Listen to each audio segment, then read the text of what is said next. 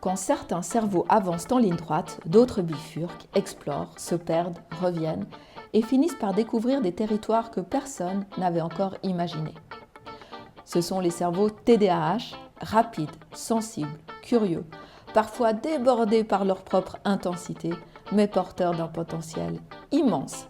Je suis Delphine Muller, neuropraticienne en neurofeedback. Bienvenue dans Turbulence cérébrale. Aujourd'hui, on s'arrête sur 2 lettres du TDAH, le A et le H. 2 lettres qui, mal comprises, ont parfois brouillé la lecture du cerveau TDAH. Le A d'abord. On parle de trouble du déficit de l'attention. Mais en réalité, le cerveau TDAH n'a pas un déficit. Il a une attention sans filtre. Il capte tout, les sons, les visages, les émotions, les idées. Ce n'est pas qu'il ne fait pas attention, c'est qu'il fait attention à tout en même temps. Le cortex préfrontal, qui d'habitude trie et hiérarchise, se trouve inondé d'informations et plus il essaye de trier, et plus il s'épuise.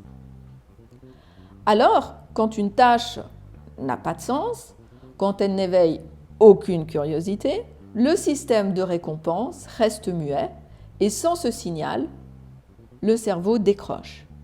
Il tombe dans un état qu'on appelle une baisse d'éveil. Et là commence la véritable spirale.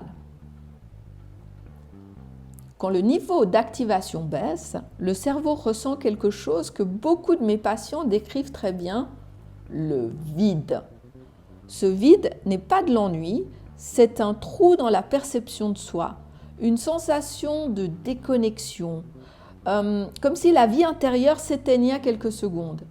Et ce vide, le système nerveux le lit comme un signal de danger. Sur le plan biologique, c'est un petit effondrement de vigilance.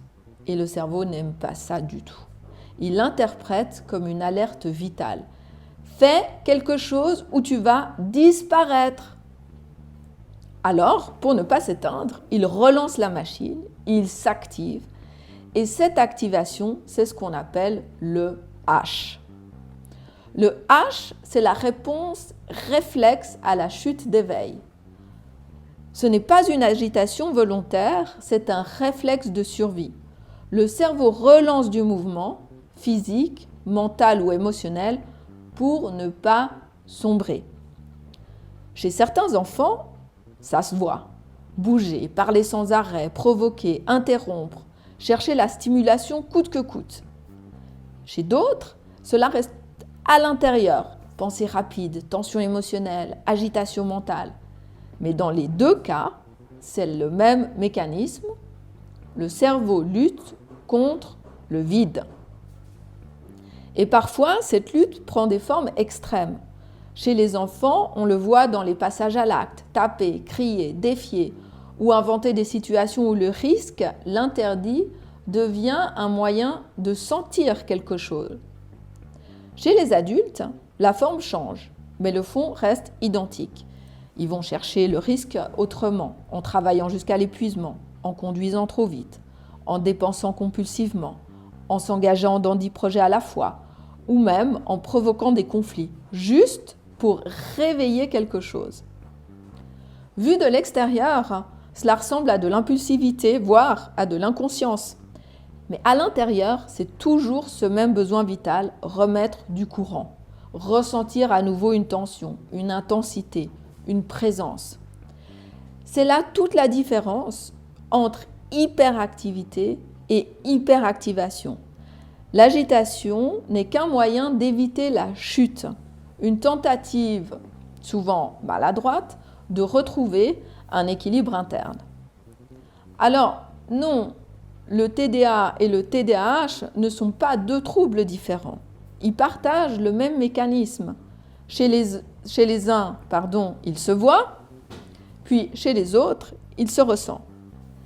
Mais dans tous les cas, c'est un cerveau qui cherche à rester éveillé, connecté, vivant.